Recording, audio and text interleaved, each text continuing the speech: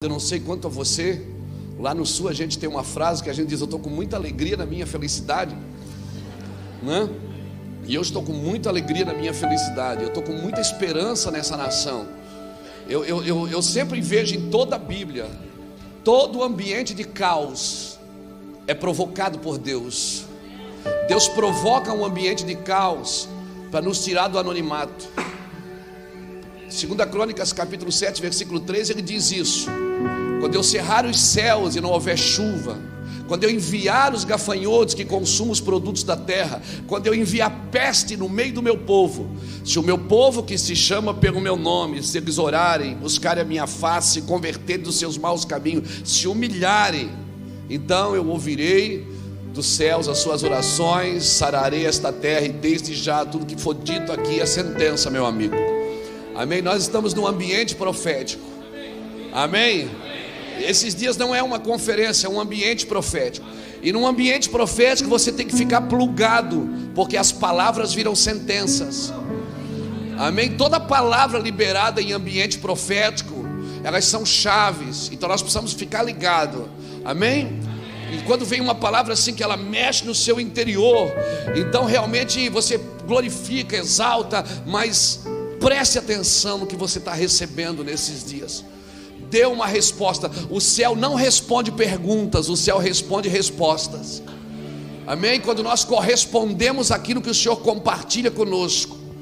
Esses dias eu vou começar a falar um assunto agora, mas nós vamos continuar ele até amanhã à noite, se Deus quiser.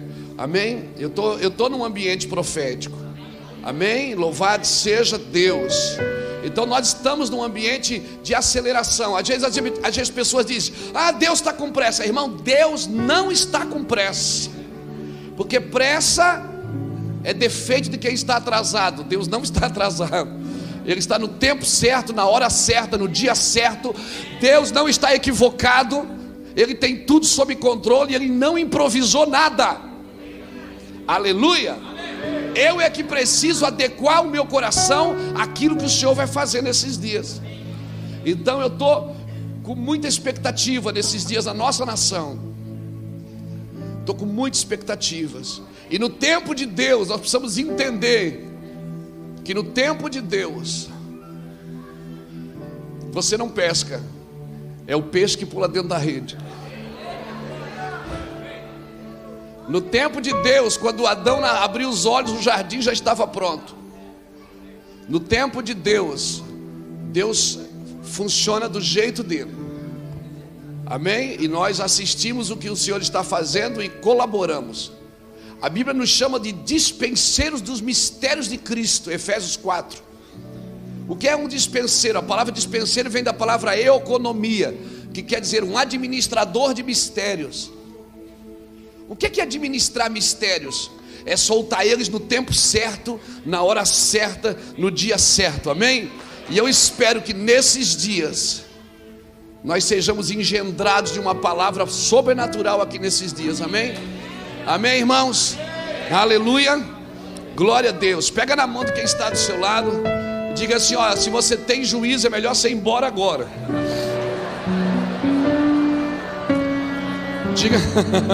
Diga para ele: se você tem juízo é melhor você estar fazendo aqui no sonho de Deus. Poder cooperar com esta noite, que já estamos sentindo o teu amor desde a hora que abriu essa reunião. Desde a hora que pisamos aqui, sentimos que o ambiente está propício para a semente. Sim, Senhor, o ambiente está propício para a semente. Nós não saímos para colher, saímos para semear nesse dia, Senhor. O semeador, ele sai a semear. Por isso, meu Pai, cerca este lugar com a tua glória, cobre-nos com a tua santidade. Senhor, eu te peço em nome de Jesus, guarda nossos filhos e netos, guarda nossos lares, guarda nossas famílias, tudo que leva nosso nome e sobrenome esteja protegido e guardado pela tua glória, em nome de Jesus. Amém. Graças a Deus. Tome o seu lugar, por favor. Pegue a sua Bíblia.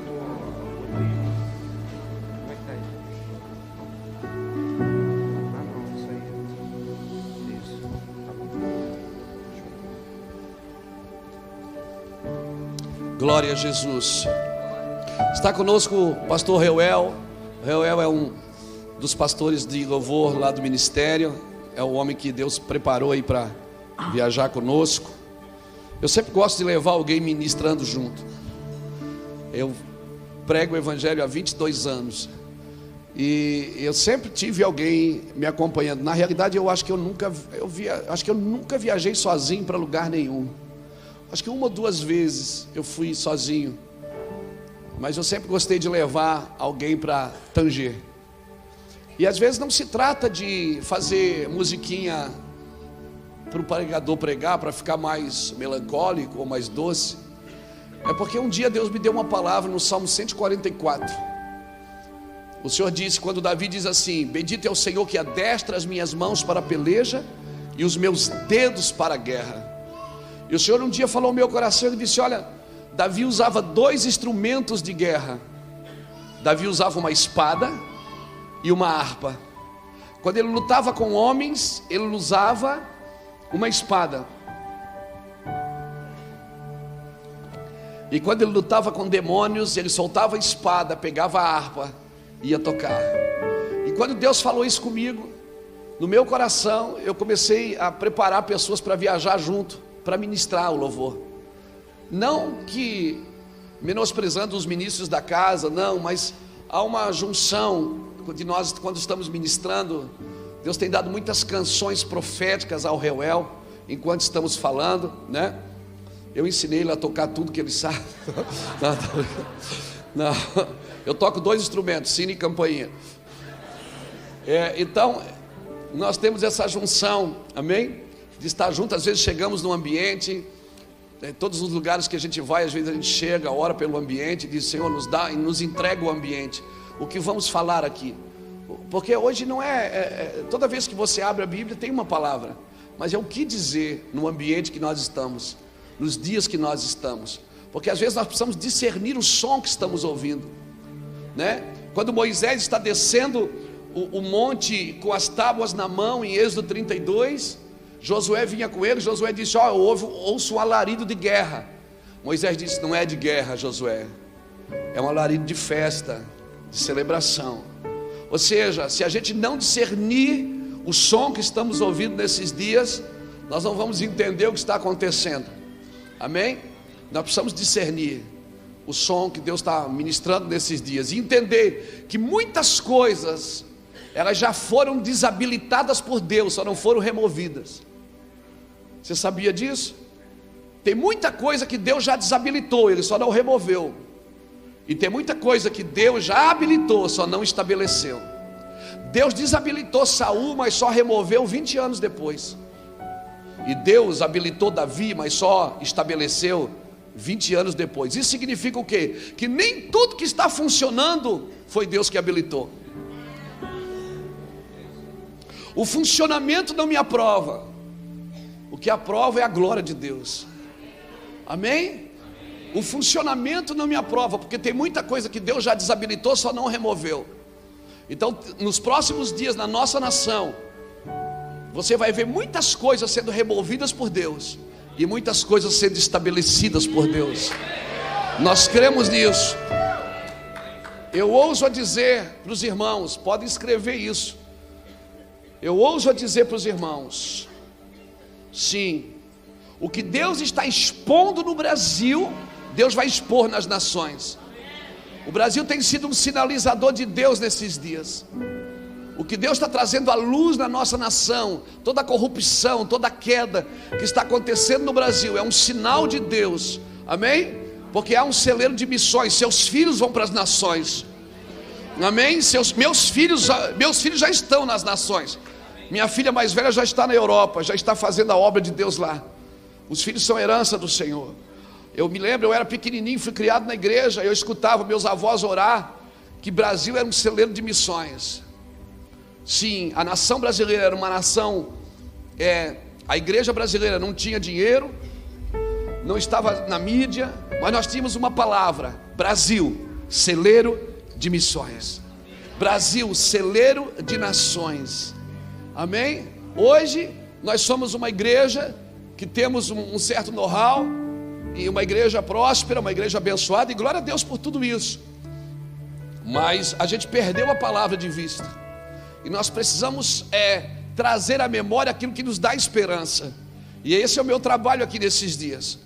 Se o sonho é de Deus, nós temos que saber o que Deus está querendo. Amém? Se o sonho é de Deus, então eu não tenho que buscar os meus sonhos. A minha vida pessoal, ela só faz sentido se ela estiver dentro do plano coletivo de Deus. Se ela não estiver dentro do plano coletivo de Deus, não faz sentido, amém? Então eu tenho que descobrir os planos de Deus para esses dias, para agregar à minha vida aquilo que Deus vai fazer, amém, irmãos?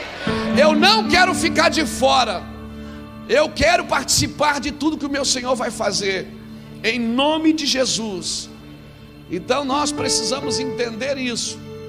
E o meu trabalho nesses dias aqui vai ser esse: entender o que está sendo desabilitado e entender o que está sendo habilitado. Tem coisas do meu funcionamento que não funcionam mais nesses dias. Aquela oraçãozinha de meia horinha não funciona mais, viu, irmão? Viu? Aquele cultinho meia boca não vai mais. Entendeu? Aquela Senhor que te abençoe e te guarde, acabou, não funciona mais. O negócio agora é profundo, amém? É uma profundidade complexa. Nós vamos ser simples e profundos naquilo que estamos fazendo, intensos naquilo que estamos fazendo.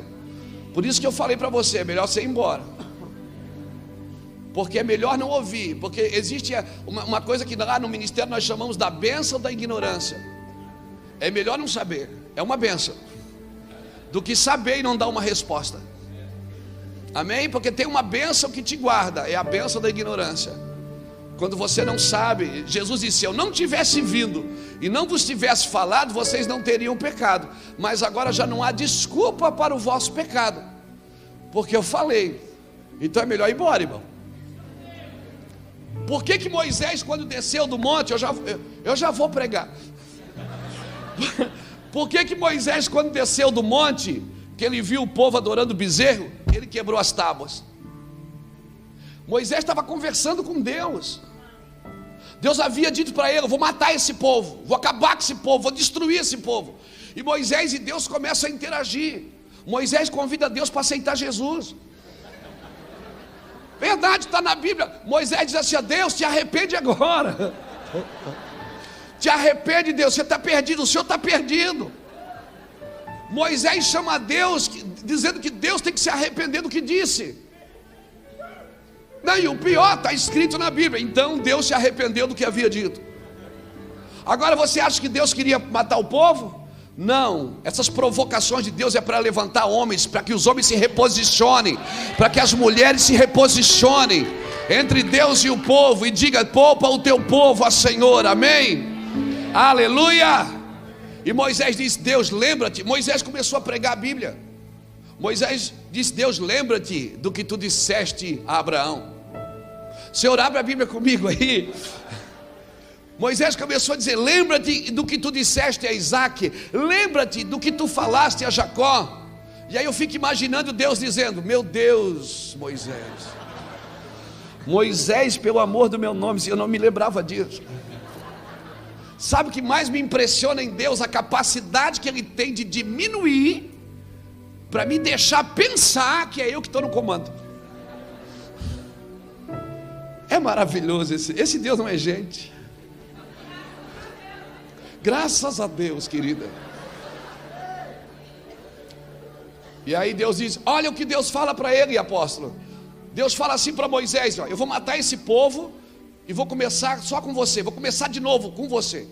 Eu conheço pastores que, se Deus faz uma proposta dessa para ele, que Deus diz assim: eu vou destruir todas as igrejas da cidade, só a sua vai ficar de pé. Ele diz: aleluia. Ô Deus de visão, ô Deus de mistério. Não, querido, o intercessor, ele não pensa nele, ele não pensa no que Deus vai fazer na vida dele. Ele não pensa, porque ele entende que o que o apóstolo Paulo disse: em nós opera morte, para que em vós opere vida. Só vai gerar vida quem está morrendo. Então Deus disse: tá bom, Moisés, eu não vou matar o povo. Quando Moisés desce e vê o povo adorando o bezerro, o que ele faz? Ele quebra as tábuas para proteger o povo. Porque nas tábuas estava escrito: não adorarás outro Deus diante de mim. Quebrando as tábuas, ele mantinha o povo na ignorância. E mantendo o povo na ignorância, é como se ele dissesse: o Senhor não pode os matar, porque eles ainda não sabem o que fazem. Então, por favor, você precisa entender o que você lê. Você precisa entender aonde você está sentado, aonde você está inserido. Porque essa geração não vai fazer culto para pessoas. Essa geração vai fazer culto para Deus. Essa geração vai adorar o Senhor. Essa geração não se importa muito com a sua vida, não. Eu vou falar uma coisa: eu não estou nem aí para a sua felicidade. Porque o fato de você ser feliz não significa que você é aprovado por Deus. Agora, um homem aprovado por Deus, ele vai ser feliz em todas as suas ações. Em nome de Jesus. Abra sua Bíblia comigo em Números capítulo 9. Oh, não há outro como tu.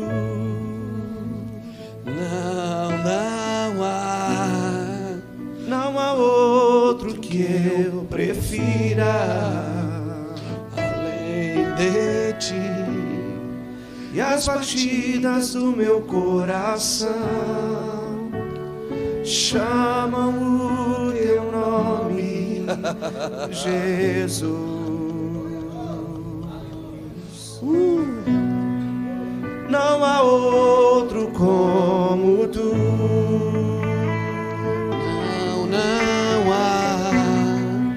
Não há outro que eu prefira além de ti. E as batidas do meu coração chamam o teu nome, Jesus. Vamos ler Números capítulo 9, o versículo 15. Diz assim: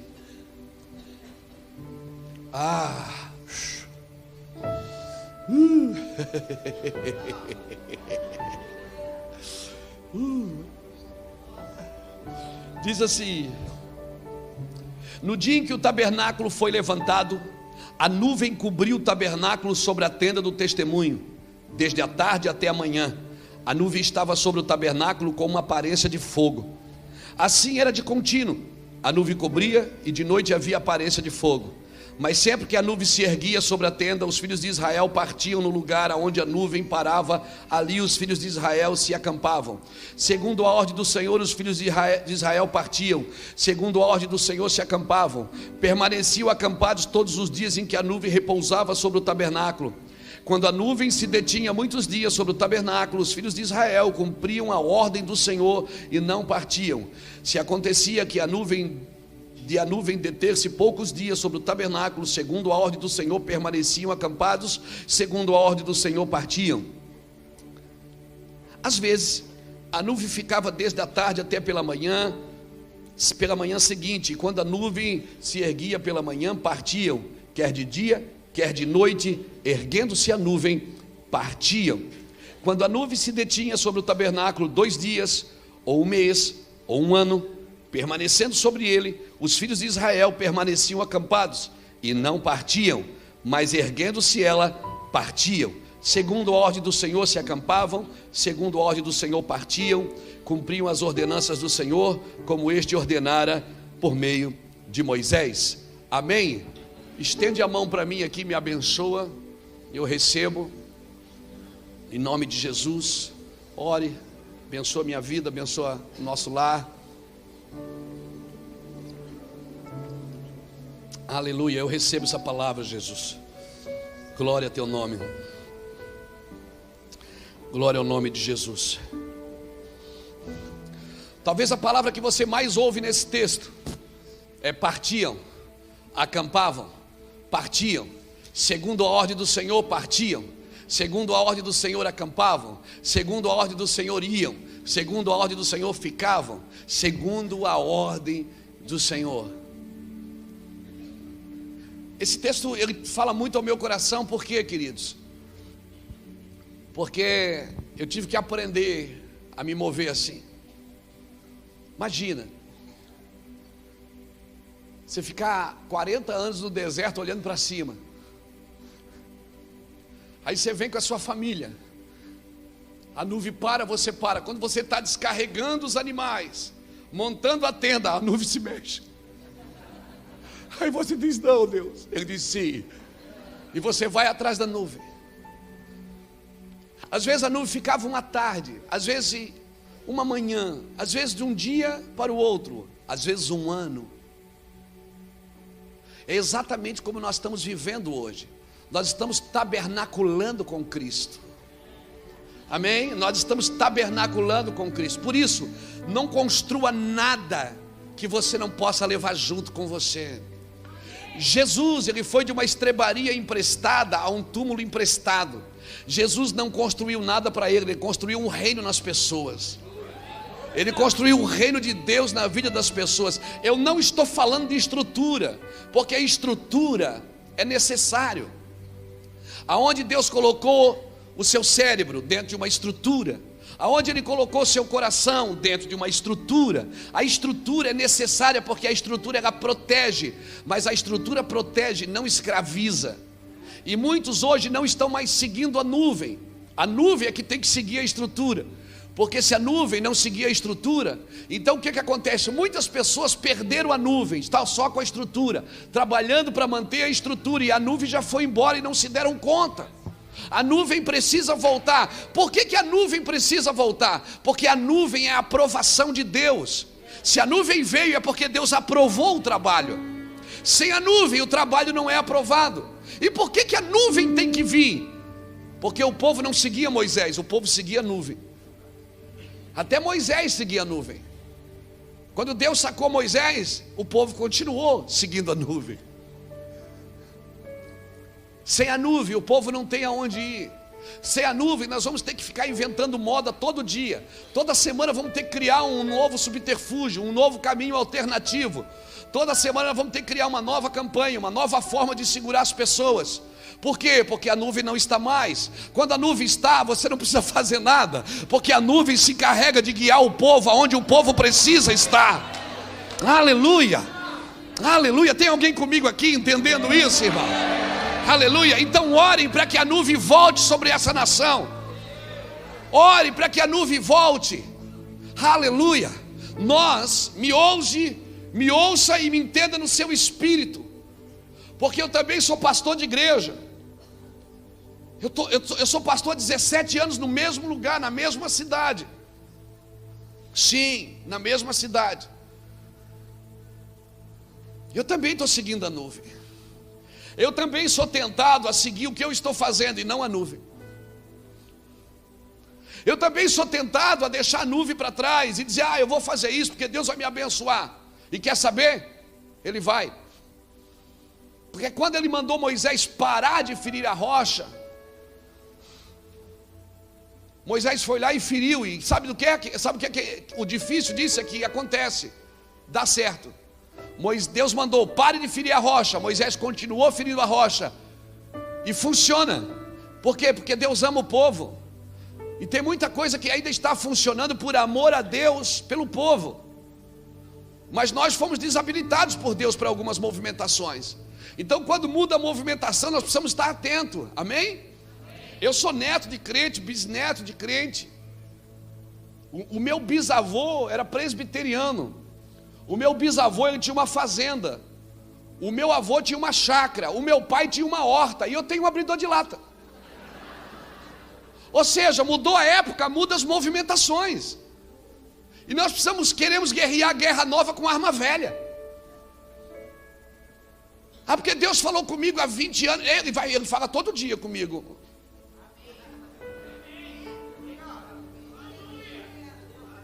Tem algumas coisas que ele diz: Luiz, não é mais assim. Você está teimoso, você está fazendo coisas que eu não mandei você fazer. Luiz, você está insistindo numa coisa que não é mais desse jeito. A nuvem está se movendo e você continua preso. Sem a nuvem nós não sabemos para onde ir. Sem a nuvem, o nosso coração está sempre querendo voltar ao Egito. Sem a nuvem, eu me recuso em nome de Jesus a esse movimento anti-êxodo que quer devolver o povo para o Egito, que quer levar o povo de volta ao Egito. Não, nós estamos indo para frente, a cura é para frente. Amém? Aquele que começou a grande obra, ele há de completá-la até a vinda do Filho do Homem. Aquele que começou essa preciosa obra, ele vai completá-la em nome de Jesus. Amém, irmãos? Eu creio, a cura é para frente. E cada vez que eu não acho o caminho para frente, então eu tenho que parar e não fazer. Amém, irmãos? Diante de Deus, eu falo para os irmãos, ouvindo o pastor Cristiano aqui, o apóstolo Cristiano, estava pensando nisso. Eu não trabalho para crescer, eu trabalho para proteger a unção. O meu trabalho é proteger a glória de Deus, proteger a unção, proteger e guardar meu coração, guardar minha vida, porque não precisa trabalhar para crescer. Crescer é algo natural que acontece na sua vida. Eu tenho um filho de 12 anos, ele está por aí, o Samuel está por aí. Eu não preciso dizer para ele todo dia: cresce, rapaz, você tem que crescer. Não, se eu alimentá-lo corretamente, se eu promover o crescimento, vai acontecer. Não é eu que faço crescer, quem faz crescer é o Senhor. Amém, irmãos? E nós, preocupados com o crescimento, nós vamos criando regras, e aí nós vamos tirando a essência do Evangelho. Você está aqui? Eu falei para você ir embora, lembra? Então tá. Então nós precisamos voltar a essa essência. Irmão, quando Jesus se encontrou com Nicodemos, o que é que deu? Deu choque. Quando o mestre da lei se encontra com o mestre da vida, dá choque, amigo. Dá choque, por quê? Porque o mestre da lei, ele quer pegar, ele quer levar toda a vida para dentro de regras. E o mestre da vida quer pegar a regra e praticá-las em amor. Deu choque. Nicodemos entrou em parafuso quando Jesus disse: Nicodemos, você precisa nascer de novo. Ele disse: como é que é isso? Ele disse: você que é mestre da lei não sabe dessas coisas? Ou seja, você é só mestre da lei, você não conhece a vida de Deus. Jesus não veio abrir uma religião, religião Israel já tinha. Jesus veio mostrar o Pai, veio revelar o Pai. Ele veio dizer o seguinte: olha, meu Pai quis dizer isso quando disse isso. Meu Pai queria que vocês entendessem o que Ele estava dizendo. Depois você lê Jeremias capítulo 7, versículo 21. Deus está dizendo assim: eu nunca vos pedi sacrifício de animais, eu vos pedi que vocês ouvissem a minha voz e andassem nos meus mandamentos. Eu pedi que vocês me ouvissem. Eu pedi que vocês me ouvissem. Só o mestre da vida traz sentido para a lei, querido, porque ele torna você cumpridor de amor. Amém?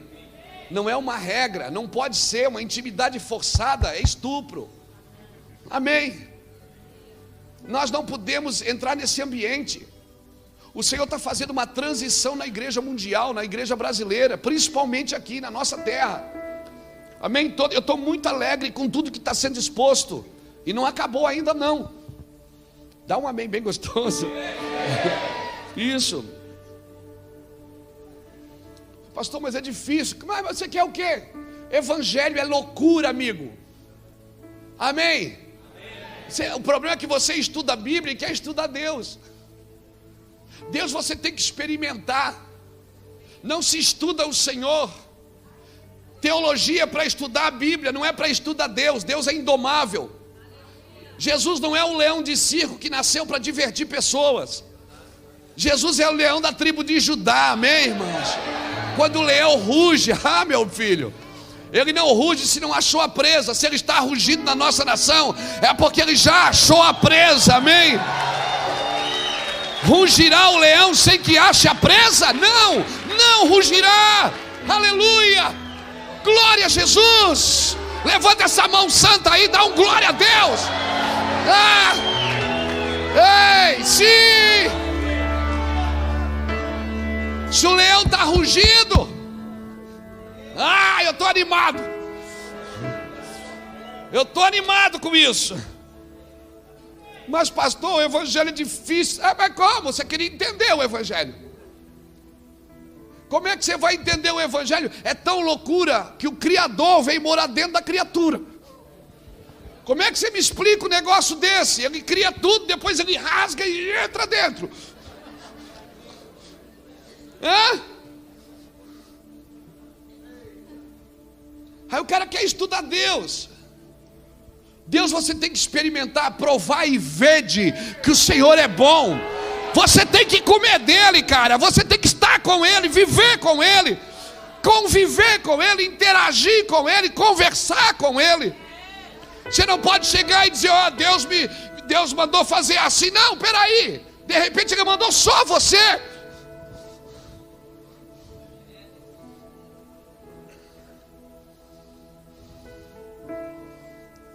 Ouça os seus profetas e prosperareis. No tempo de caos, no tempo de caos, tem sempre um remanescente guardado. No tempo de caos, sempre tem um remanescente guardado. Fica tranquilo, Deus vai mostrar os remanescentes já já. Fica tranquilo. Tem algumas coisas que ele já desabilitou, só não foi removida. Ei, pastor, então o que eu faço? Eu posso ser enganado? Ah, deixa de ser menino, né, irmão? Como disse o profeta aqui, não são dias de lutar, militar pelas nossas causas. Nós temos que ter uma militância para isso. Amém? E a militância é coletiva. Amém? Ele falou para mim, Luiz, pense nas coisas que são do alto. Ele não falou das que estão no alto, ele falou nas que são do alto. A gente só pensa nas que estão na terra, no muro de bronze, né, na porta de jaspe, na estrada de ouro. Não, essas coisas estão, elas não são. As coisas que são do alto são os princípios eternos dos oráculos de Deus, e ponto final. Doa a quem doer. Essas são as leis espirituais do Senhor, e essas leis, elas são irrevogáveis diante do céu. Aleluia! E se algum cidadão na terra resolver renunciar sua própria vida por causa dessa causa, vai receber autoridade para entrar numa terra e profetizar. Aleluia! A terra está atrás desses homens e dessas mulheres, irmãos. Aleluia! Aleluia! Então segue a nuvem. Cutuca alguém que está do seu lado, diga, segue a nuvem aí, amigo. Segue a nuvem. Ei. Sabe qual é o nosso problema? Nós não entendemos quem somos. Nós vamos para a cidade e abrimos uma igreja evangélica, e a gente não entende quem somos, que somos igreja. Desculpe me falar, querido, e nós vamos até sábado, até amanhã à noite você vai me amar. Eu te garanto. Mas às vezes a igreja evangélica tem envergonhado a igreja de Cristo, porque a igreja evangélica busca os seus interesses. Eu quero viver os sonhos de Deus. Eu quero, irmãos. Eu quero viver os sonhos de Deus. Deus fala para Abraão assim: Abraão, eu vou te dar uma terra aqui. Mana o quê? Mana o quê? Eu vou te dar uma terra que mana leite e mel. Aí Abraão sai, deixa a família, deixa tudo e vou para a terra que mana leite e mel. Quando chega lá, o que tem na terra? É fome.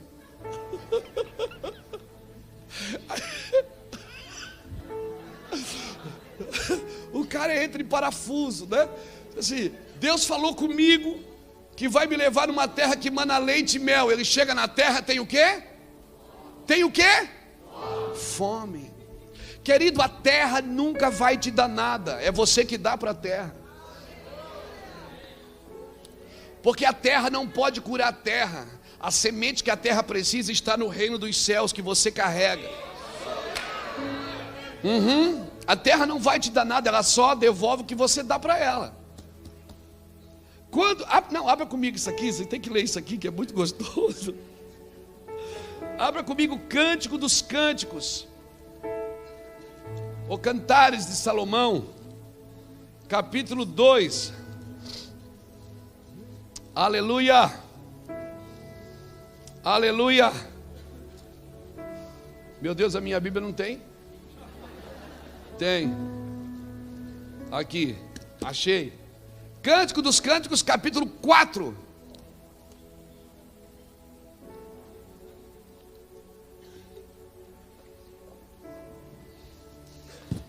Olha que coisa linda. O versículo 11. Olha o que é que diz o capítulo 4, versículo 11. Favo de mel manam dos teus lábios, noiva minha. Mel e leite estão debaixo da tua. Agora olha para mim. Quando Deus diz assim, Abraão, vou te levar para uma terra que mana leite e mana mel. Onde é que estava o leite e o mel? Ele chega na terra, tem fome. Mas peraí, Deus falou comigo que tinha leite e mel. Tem. É só você liberar. Leite e mel estão debaixo da tua língua. Noiva minha, igreja minha, você tem a condição de mudar a situação política dessa nação. Você tem a condição de mudar a situação corrupta dessa nação. Você tem a condição de mudar a situação da igreja dessa nação. Como? Leite e mel estão debaixo da tua língua. Profetiza. Sim.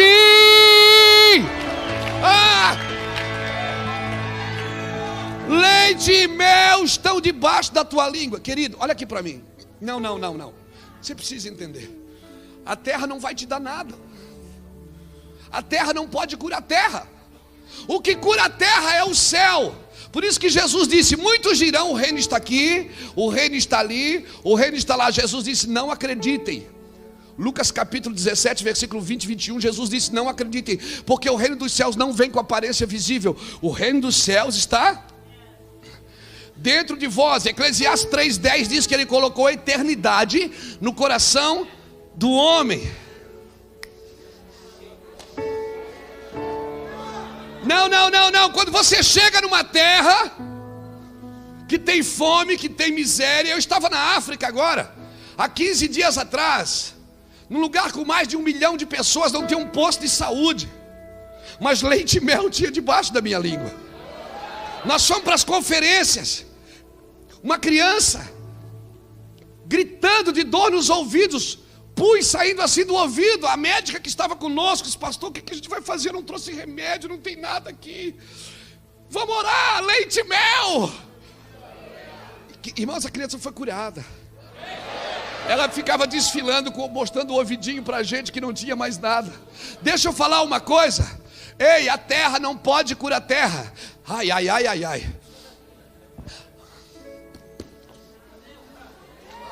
Não, escuta. A terra, Deus criou a terra com 4 elementos: terra, água, ar e fogo. E ele colocou esses 4 elementos dentro do homem. O homem é pó, formado do pó, não criado. Foi criado no Espírito de Deus, mas foi formado no pó. 80% do seu organismo é água. Ele não viveu enquanto Deus não soprou ar nele. Só faltava o fogo.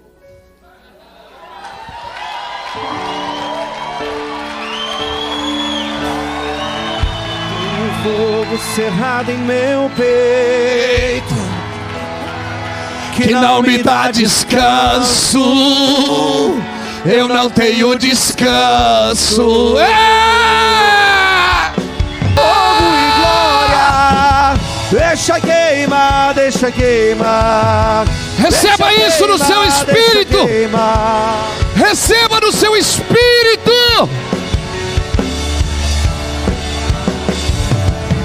Deixa queimar. Deixa queimar.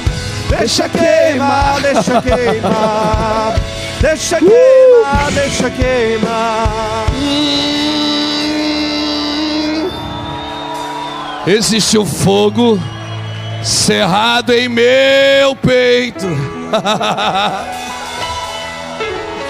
que não me dá descanso. Eu não tenho descanso. Ei, ei, ei, ei, ei, ei, ei, ei, ei.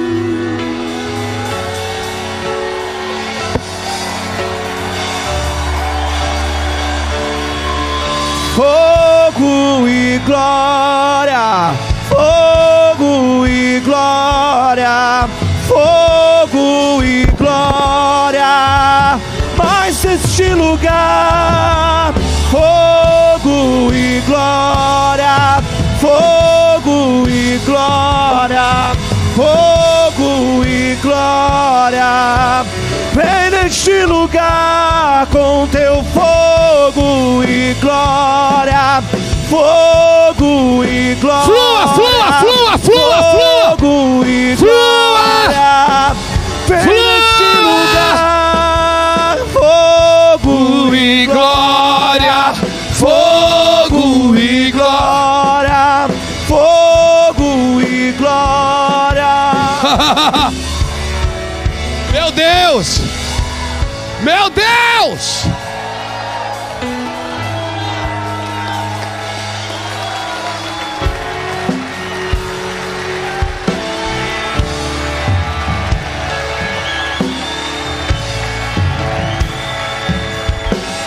Aleluia!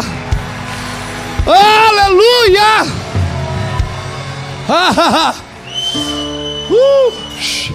Ei!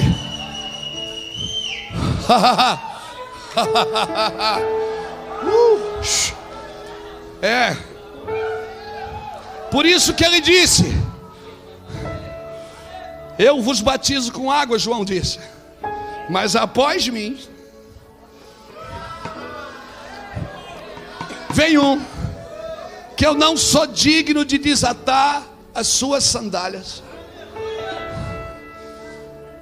E ele vos batizará com o Espírito Santo e com fogo. Você está me entendendo, querido? Então não adianta você profetizar na terra sem os 4 elementos, ela não responde. Você precisa ter os 4 elementos, Kiko.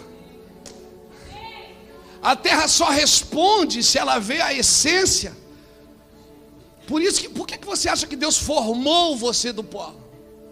Para você ter as duas naturezas, a do céu e a da terra. Então às vezes você acorda mal, você diz: hoje eu não estou bom. Acordou na terra. Tem dia que tudo para você é lindo e maravilhoso. Você não é bipolar, querido, descansa. Você só está mais na terra do que no céu. Quando você acorda de manhã, você decide quem governa.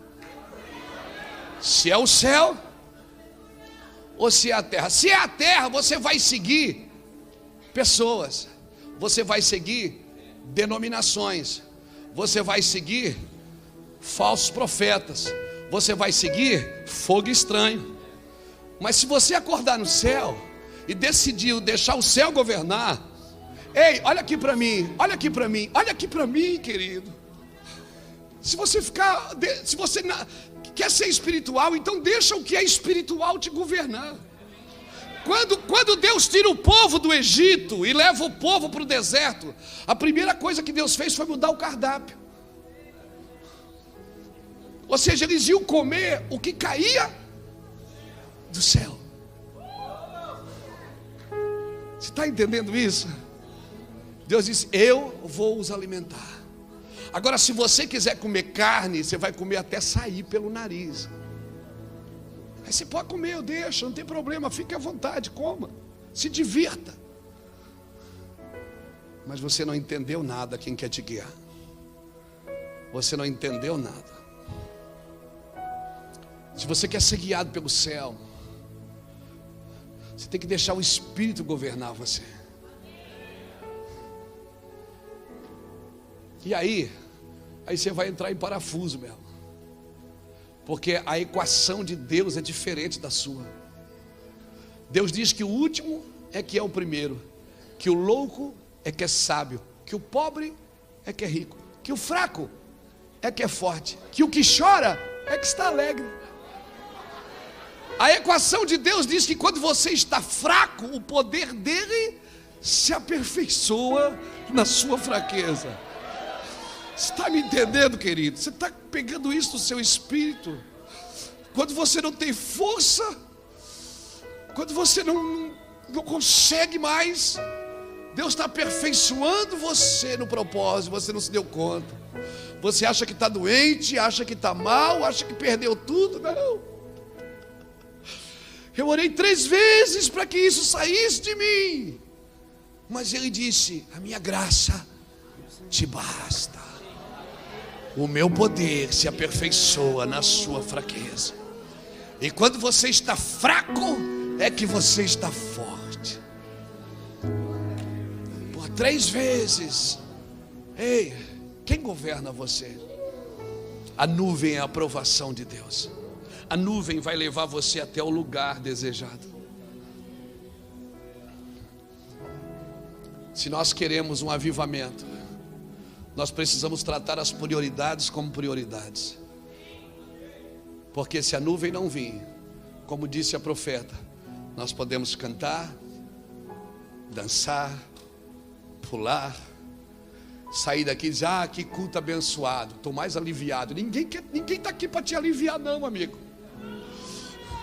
Eu não vim aqui para te aliviar.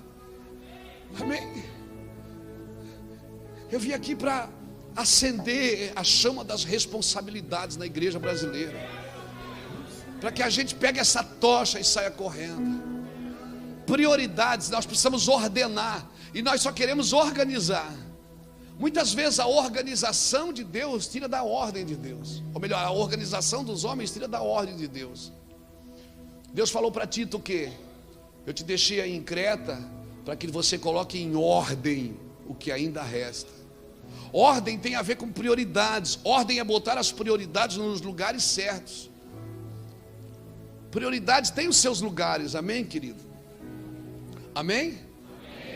As primeiras 2 perguntas que Deus fez para a humanidade. Você vai ler a Bíblia, você vai ver as primeiras 2 perguntas de Deus na Bíblia. Ele perguntou para Adão: Adão, onde você está? Tem a ver com identidade. Porque quando você perde a sua identidade de filho de Deus, você não sabe mais onde você está.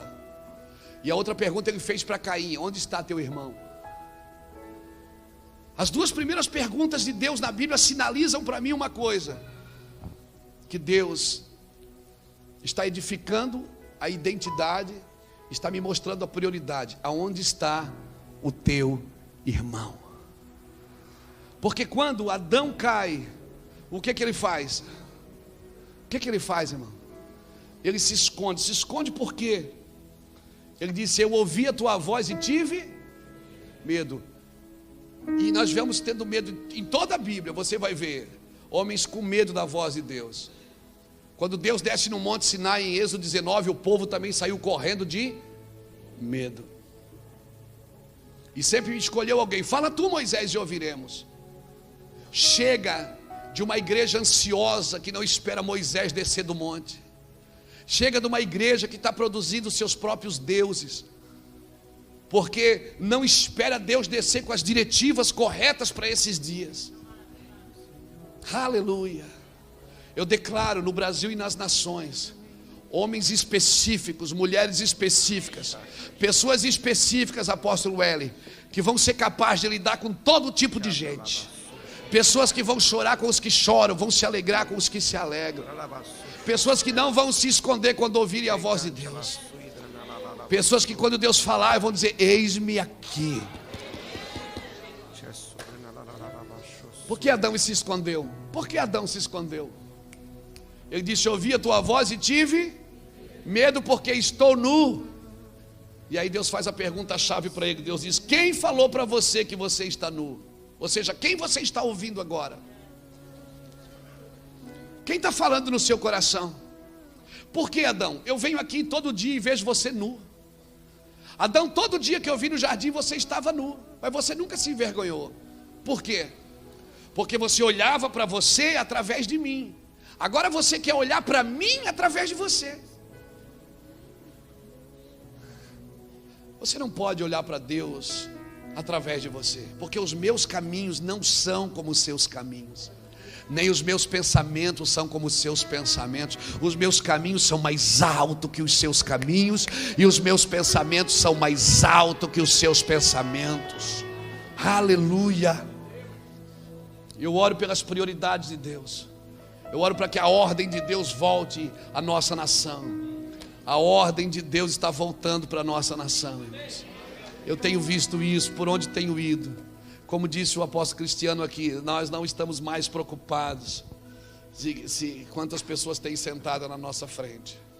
Eu não estou mais preocupado. Já me preocupei com isso.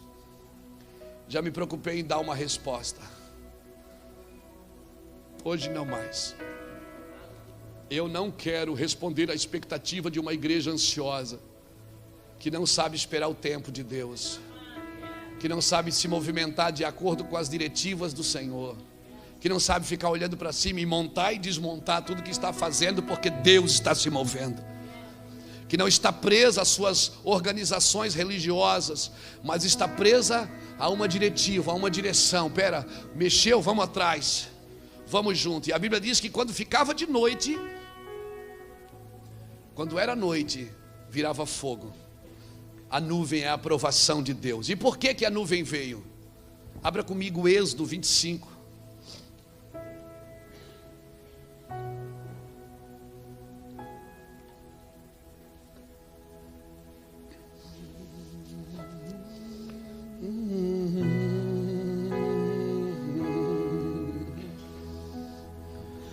O Senhor é bom.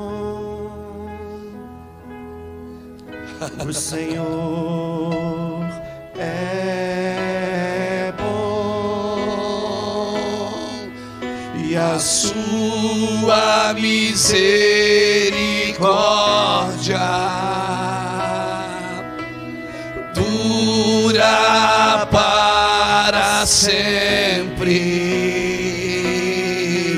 O Senhor é bom. Não importa as circunstâncias, o Senhor não importa o que eu penso, o que eu acho, bom. Importa é que a sua misericórdia e as suas misericórdias dura para sempre. O Senhor é bom. O Senhor é bom, e a sua misericórdia Aleluia.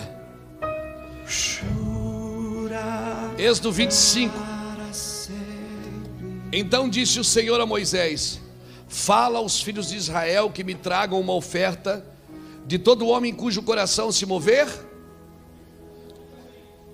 De todo homem cujo coração se mover, deles tomareis o quê? A minha oferta. Como que é a oferta de Deus se ela está no seu bolso? Esta é a oferta que recebereis dele: ouro, prata e bronze, estofa azul, púrpura, carmesim, linho fino, peles de cabra, peles de carneiro, tintas em vermelho, peles de animais, barará, barará, barará. Versículo 9: conforme tudo que eu te mostrar, para modelo do tabernáculo e para modelo de todos os seus móveis, assim o farei. Amém? Versículo 40: vê que faças conforme o modelo que te foi mostrado no monte. Você leu lá Números 9, versículo 15, o que é que nós lemos? Quando eles terminaram o tabernáculo, a nuvem veio. Por que a nuvem veio? Porque eles terminaram o tabernáculo. Agora não só terminaram, eles fizeram exatamente como Deus mandou. Deus é preciso, conciso. Deus é incisivo. Deus não improvisa. Ele tem uma medida exata para cada coisa. Ele disse: faça tudo como foi o modelo. Ele pediu os móveis do tabernáculo. Ele disse: eu quero pele azul, eu quero pele de cabra, madeira de acácia, ouro, prata e bronze. E não vai pedir para ninguém não aí fora. Pede para o meu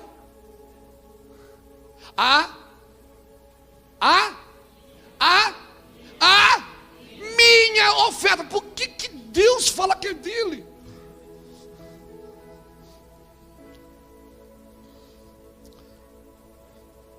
Veja bem, o que eu vou falar parece heresia, mas não é. Estude a Bíblia. Quem nasceu primeiro, Adão ou o jardim? O jardim. Quando Adão abriu os olhos, o jardim já estava? Já estava lá. Então qual foi a primeira atitude de Adão? Foi plantar ou foi colher? No ambiente de Deus, você não planta para colher. Você colhe para replantar. No ambiente que Deus movimenta, quando Ele coloca você no ambiente dEle, você não planta para colher. Pastor, mas a Bíblia diz: quem semeia pouco, colhe pouco. Você precisa entender que ali Paulo estava doutrinando a igreja de Coríntios. Uma igreja que tinha todos os dons. Paulo diz: nenhum dom te falta. Mas eles não sabiam se movimentar. Então Paulo estava doutrinando, reeducando. Mas se você olhar biblicamente, a primeira atitude de Adão não foi plantar para colher. Então, vamos dar uma oferta? Vamos dar uma oferta? Se eu vou dar uma oferta, por que eu posso dar uma oferta? Porque eu? Ninguém pode dar o que não tem. E se você tem para dar, quem deu para quem primeiro?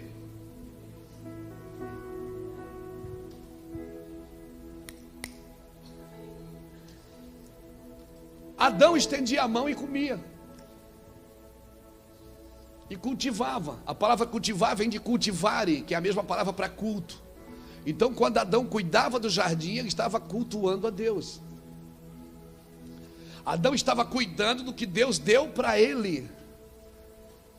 Amém? Quando você cuida do que Deus colocou nas suas mãos. Por isso que a Bíblia diz que o marido que não cuida da sua esposa, nem as suas orações são ouvidas. Obrigado pelo seu amém tão evangélico. Eu só escutei um ai, meu Deus. Mas não falou, não falei, não ouvi aqui, não ouvi aqui dentro. Você está entendendo? Quando Adão cai, o que é que Deus falou para ele? Agora vai lavrar a terra da qual foste tirado. Sabe o que Deus estava dizendo? Agora você vai ter que plantar para...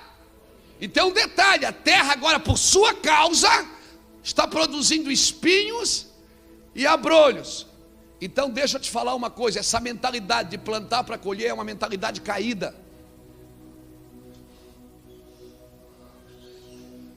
Eu dou porque Deus me deu. E quando eu entendo que Deus me deu, eu dou. E por que eu dou tudo? Porque Deus me deu tudo.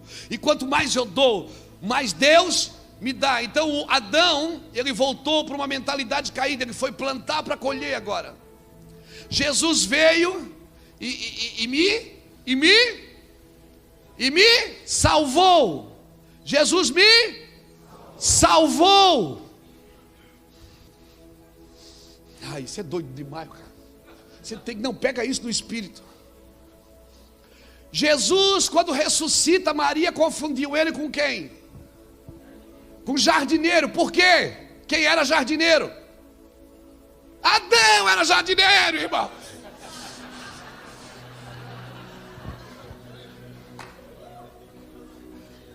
E Jesus, onde é que ele sangrou primeiro? Na cruz ou no jardim? Para quê? Para remir o ambiente que Adão perdeu. Entenda isso no seu espírito. Por onde Jesus passa, tem remissão. Se ele passou no teu casamento, tem remissão. Se ele passou na tua empresa, tem remissão. Se ele passou na tua cidade, tem remissão. Se ele passou na tua vida, tem remissão.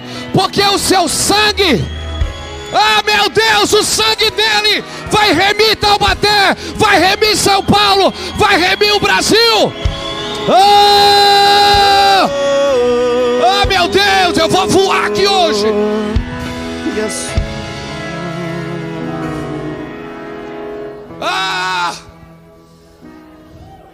Por isso que a Bíblia diz que o sangue de Jesus é maior do que o sangue de Abel. Por quê? Porque o sangue de uma casa caída clama por vingança. Mas o sangue de uma casa remida clama por perdão. Aleluia.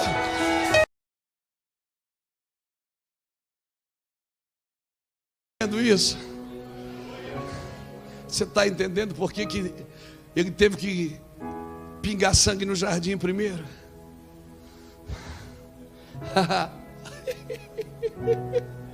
Esse Deus não é gente.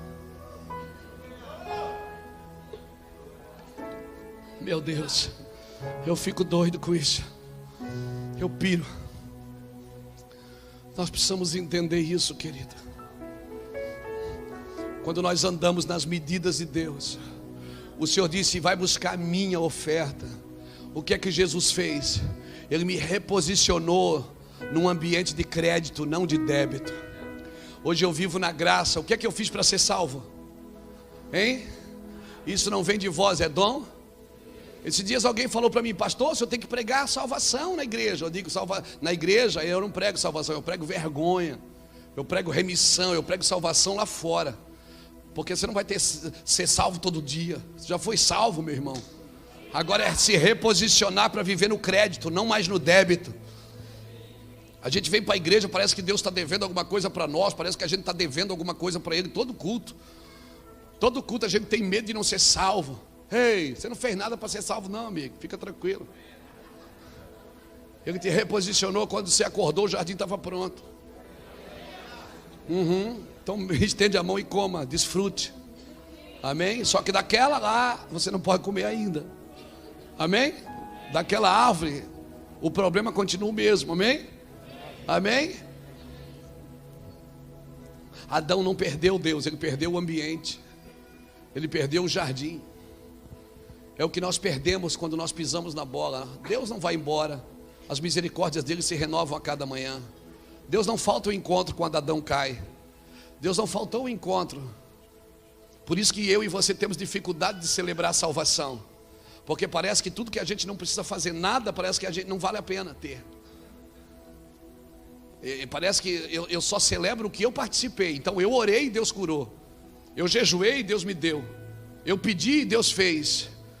Aí Deus disse: cabeção, você não fez nada, seu menino. E você tem dificuldade de celebrar a salvação. Por isso que nós temos dificuldade de celebrar a herança.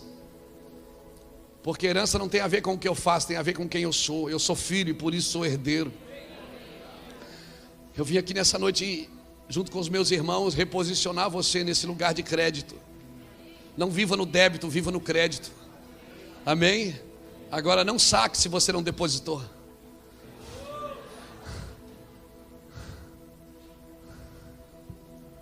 Aleluia. Então nós precisamos das prioridades. Sabe por que a nuvem veio? Porque Deus disse: eu quero a minha oferta. E olha, apesar dela ser minha, eu quero que você receba ela só de quem tem voluntariedade para me dar. Porque se ele entender que é dele, eu também não quero. Porque se ele achar que o que ele está me dando é dele, então eu também não quero. Você está entendendo isso, irmão?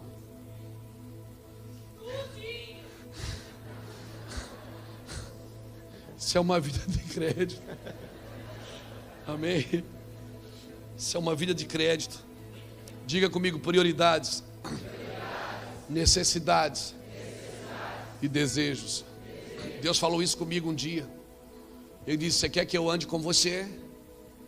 Eu disse: mas eu quero ser salvo. Ele disse: salvo você já é, eu já te salvei. Agora você quer que eu caminhe com você? Você quer abrir a Bíblia e ver as coisas? Você quer orar e entender? Eu disse sim. Ele disse, então ande nesses ambientes de prioridades comigo, de necessidades e desejos. Eu levei um tempo para entender, depois eu entendi. Exemplo, arrebentou a corda do violão. Qual é a prioridade? Comprar uma corda nova. Mas qual é a necessidade? É comprar um novo violão, porque esse violão arrebenta a corda toda semana. Mas qual é o desejo? É comprar um Martin, $15 mil. Você está entendendo? Então nós temos 3 objetivos aqui: uma prioridade, uma necessidade e um desejo. O problema é que nós vamos pulando as fases. Nós não praticamos as prioridades, queremos logo pegar o desejo. E vivemos uma vida sempre de débito com Deus, nunca de crédito. Porque queremos habilitar coisas que ainda não foram habilitadas para nós. Queremos entrar em ambientes que Deus ainda não nos deu. Queremos entrar em guerras que não são nossas. Queremos entrar em ambientes espirituais que eu vou entrar e pronto. Não funciona assim. Deus é um Deus extremamente organizado e de ordem. Quando Ele foi multiplicar os pães, Ele disse, organize aqui embaixo. E Ele foi lá e ordenou o milagre. A organização faz parte, irmãos. Então esse trabalho aqui hoje faz 10 anos, glória a Deus, está organizado. A ordem de Deus é a palavra que Deus dá a essa organização, que tem que andar nessa medida. Às vezes tem pessoas que dizem, pastor, por que você não faz isso? Eu digo, porque não é a minha medida. Às vezes eu vou em igrejas dos meus irmãos que me convidam, cara, dá vontade de ter uma igreja igualzinha àquela, pastor. Você vai pregar, o púlpito sai do chão assim, né? Quando eu fui pregar, o pessoal dá um canhão de luz na gente e diz, com vocês agora. E eu subo, aquele canhão fica na minha cara assim, eu digo, meu Deus. Aí aquelas cadeiras que você senta, almofadas, daqui a pouco chega alguém e traz um café, eu digo, meu Deus. Um dia eu fui pregar num lugar, me trouxeram um suco de cupuaçu, eu pregando, tomando suco de cupuaçu, irmão. Nem Salomão em toda a sua glória.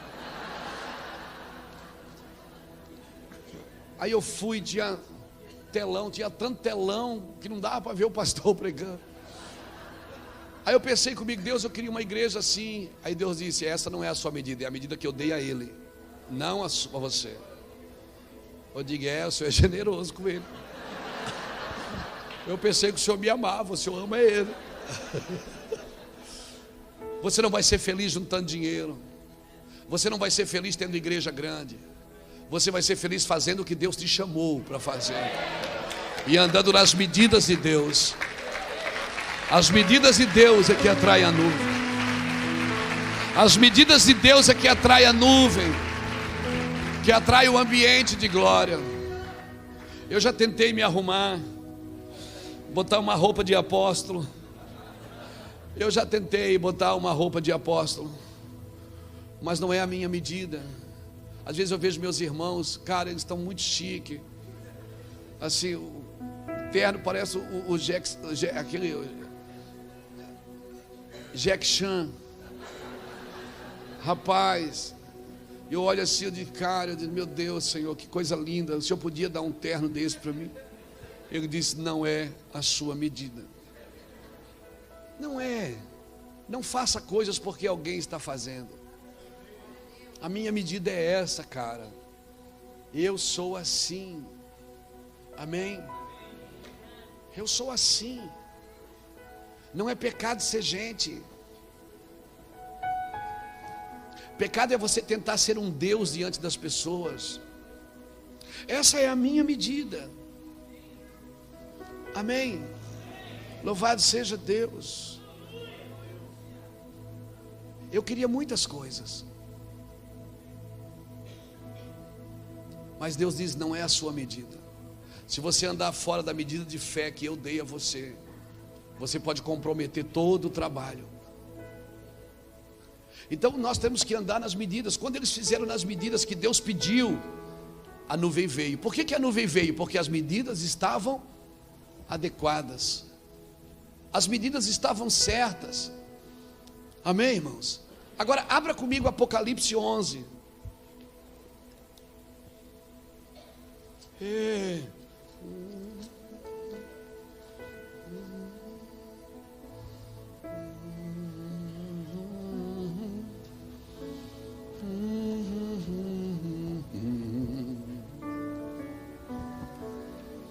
Olha o que diz. Foi-me dada uma cana semelhante a uma vara, e foi-me dito: levanta-te e mede o templo de Deus e o altar e os que nele adoram. Mas deixa o átrio que está de fora do templo, não meça, porque foi dado aos gentios. Amém? Até aqui. Eu não quero falar apocalipticamente, mas quero usar esse texto para explicar o que eu estou pregando. O Senhor está dizendo: pega uma cana e vai medir. Mede o que? O templo, mede o altar e mede quem está ministrando no altar. Não meça lá fora. Lá fora você deixa para os gentios. A Bíblia não é uma medida para quem não conhece a Deus. A Bíblia é a medida para quem já foi salvo. Você está entendendo? Amém? Você está entendendo?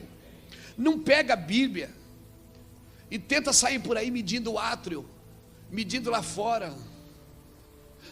Irmãos, me perdoa, mas assim, não vai haver uma cura no Brasil se a igreja não for curada primeiro. Amém? Se nós vamos fazer ato profético, não adianta ir lá para frente do Palácio do Planalto, vai para frente das igrejas. Vamos orar primeiro, a medida tem que ser primeiro no templo. Tem que ser no altar, e tem que ser nos que ministram no altar. Tem que ser em nós. Não meça lá fora, ele diz, lá fora é dos gentios. Não pegue a Bíblia e tenta medir a vida do pecador. A Bíblia não é medida para o pecador, é medida para o crente. Amém, irmãos? A Bíblia é medida para o crente, para quem nasceu de novo. A Bíblia é um espelho, não é uma janela que você olha e vê a vida dos outros. Você tem que ver a sua. Falar do pecado dos outros não santifica os seus. Amém? Falar do pecado dos outros não santifica os seus, não vai mudar nada na sua vida. Então vamos medir, vamos começar a medir aqui para dentro. Qual é a prioridade? Jesus entra em Jerusalém. Jesus chegou em Jerusalém. Onde é que ele foi primeiro? Ele foi no bordel? Ele foi lá onde Pilatos governava? Ou ele foi direto no templo? Ele foi direto no templo desabilitar um culto que era para Deus, que era feito no nome de Deus, mas que Deus não recebia mais nada. Jesus entrou no templo, entrou em Jerusalém, ele não foi no governo, ele não foi na prefeitura, não foi no governo estadual, nem municipal, nem federal, nem judiciário. Não, ele não foi brigar com prostituta, ele não foi discutir com leproso, não, ele foi direto nas pessoas que o representavam.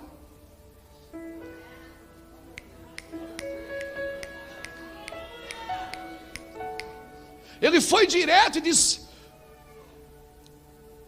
expulsou os que vendiam pombas, os que estavam sentados vendendo pombas em gaiolas. A pomba representa quem na Bíblia? Ele foi lá soltar a pomba, irmão. Ele falou: vocês estão cambistas, vocês estão vendendo pombas em gaiolas. Quando ele expulsou os cambistas, veja bem, irmãos, eu não estou falando de vender um CD, vender um livro, vender uma camiseta, veja bem, não é isso. Esse é o problema que a gente quer trazer, não é isso que eu estou dizendo, porque era permitido vender no templo. A Bíblia conta, eu não me lembro do versículo agora, o texto diz que quando você morava longe, todo ano você tinha que vir a Jerusalém trazer um cordeiro. Se você morava longe, você poderia vir, vender o cordeiro na sua cidade e comprar outro em Jerusalém para matar ali. Só que o cara criava um cordeiro lá de 100 pila. Ele vendia lá 100. Quando chegava na porta do templo, ele comprava um, ele barganhava, ele comprava um por 50. Botava 50 no bolso e matava o de 50. Você está entendendo? Barganhava. Ele fazia o quê? Barganhava. Por isso que quando Ananias e Safira foram barganhar, Deus matou eles. Porque toda vez que Deus está transicionando um modelo, o modelo velho não pode funcionar mais.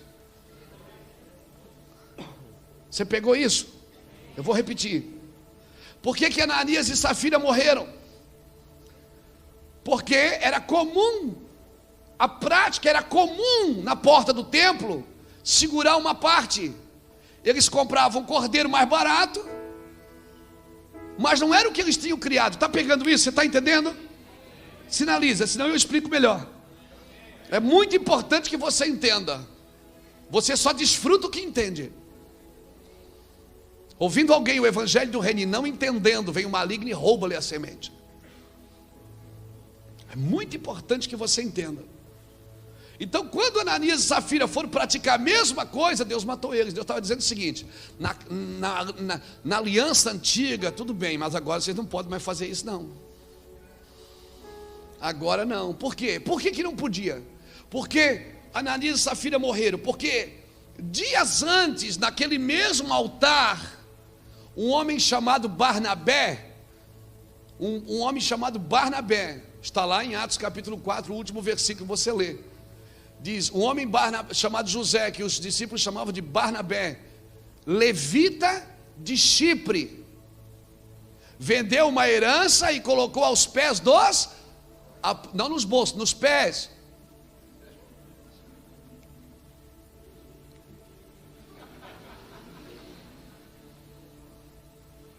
Veja bem, nós temos que entender como que Deus se move para a gente poder entender por que algumas coisas aconteceram. Levita tinha herança na terra, mas a Bíblia diz que Barnabé era um levita de Chipre, e ele vendeu uma herança. Então aquela herança na vida dele era ilegal. Quando ele viu o movimento do Senhor, ele pensou: eu não posso entrar na obra de Deus com coisas que não foi Ele que me deu. Por isso que quando ele vai e vende a herança, ele eleva o nível de justiça.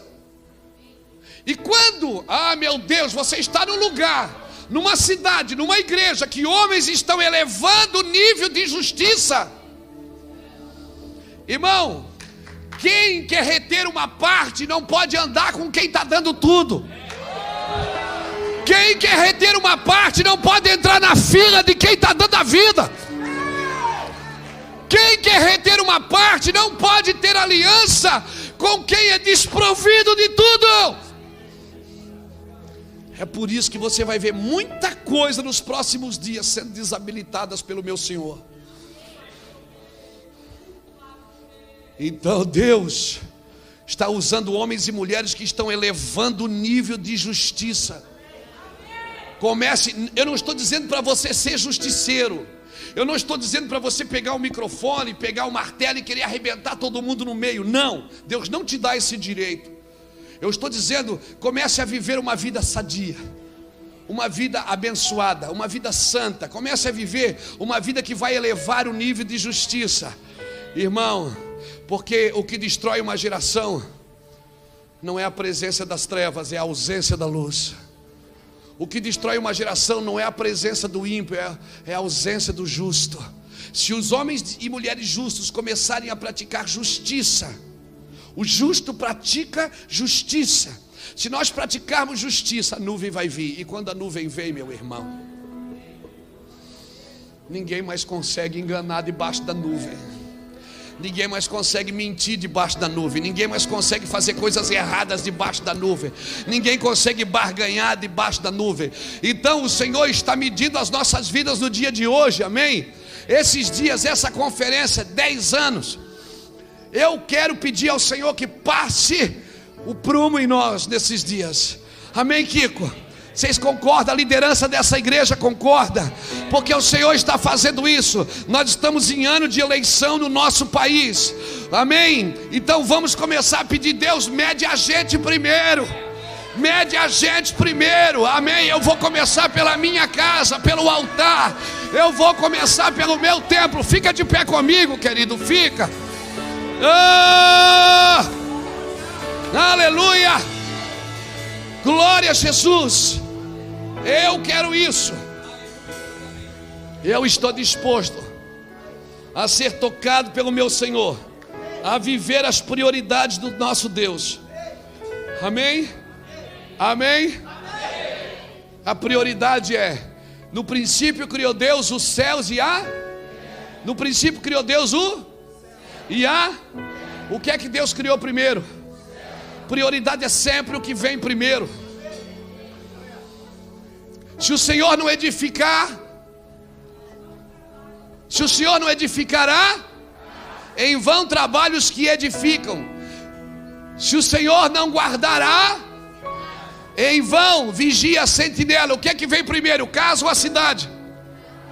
Então não tente edificar a cidade sem edificar primeiro a casa. Vamos voltar para as prioridades. Amém? Vamos voltar para as prioridades. Meu Deus, obrigado, tu é lindo demais. Salmo 28, verso 4. Uma coisa eu pedi ao Senhor e a buscarei. Pedir e buscar é prioridade. O que é que eu vou pedir e buscar? Que eu possa estar na casa do Senhor todos os dias. Para quê? Contemplar sua formosura e aprender no seu templo. O que é que vem primeiro? Contemplar ou aprender? O problema é esse: você quer aprender sem contemplar. A prioridade é contemplar, não é aprender. Aprender vem depois. Não tente conhecer um Deus que você não o adora, que você não o conhece, que você não convive com Ele. Jeremias 9, 23 e 24. Não se glorie sábio na sabedoria, nem rico na riqueza, nem forte na força, mas se glorie em me conhecer, saber que eu sou Deus, que faço misericórdia, juízo e justiça, porque destas coisas eu me agrado, diz o Senhor. Prioridade é conhecer, saber o que eu faço. Conhecer, saber o que eu faço. Você está entendendo? Que coisa linda, irmãos. Que coisa maravilhosa isso. Marta, Marta, Marta, você está distraída e ocupada com muitas coisas. Meu Pai, meu Deus, meu Senhor, uma coisa só é necessária. Marta, fica olhando para Maria, ela escolheu a melhor parte. Procure uma Maria perto de você, Marta. Procure uma Maria perto de você, Marta, e volta para a prioridade. Procure uma Maria perto de você, Marta, e volta para a prioridade. Uma coisa só é necessária, e a Maria escolheu a melhor parte. Aleluia. Chega. Eu quero a nuvem. Eu não quero ir para a terra, eu não quero ir para o meu ambiente sem a nuvem. Só a nuvem pode me levar. Eu quero essa nuvem, eu quero andar debaixo dela. Eu quero andar nas prioridades do meu Senhor. Eu estou cheio de desejos, cheio de vontade, cheio de esquisitices. Eu tenho muitas coisas que eu gostaria de ter, de fazer e de ser, mas eu estou debaixo da nuvem. Eu me submeto a ela, eu quero ela. Eu prefiro a nuvem, porque eu sei aonde isso vai dar. Eu sei. Então, segundo a ordem do Senhor, se acampe. Alguns de vocês talvez precisam voltar a acampar. Alguns de vocês precisam desmontar a tenda e seguir a nuvem. Sigam a prioridade. A prioridade é a nuvem. Aleluia. Aleluia. Eu quero orar para a gente aqui, irmãos. Eu quero orar. Para encerrar, deixa eu dar mais um texto. Atos capítulo 3. Pedro e João, na porta formosa, param diante de um paralítico. O que é que eles dizem? Olhe nós. Não temos prata e não temos ouro. Olhe para nós. Chega de substituir a responsabilidade, dizer, não olha para mim não, olha para Jesus. Não, olha para mim sim. Olha para mim sim.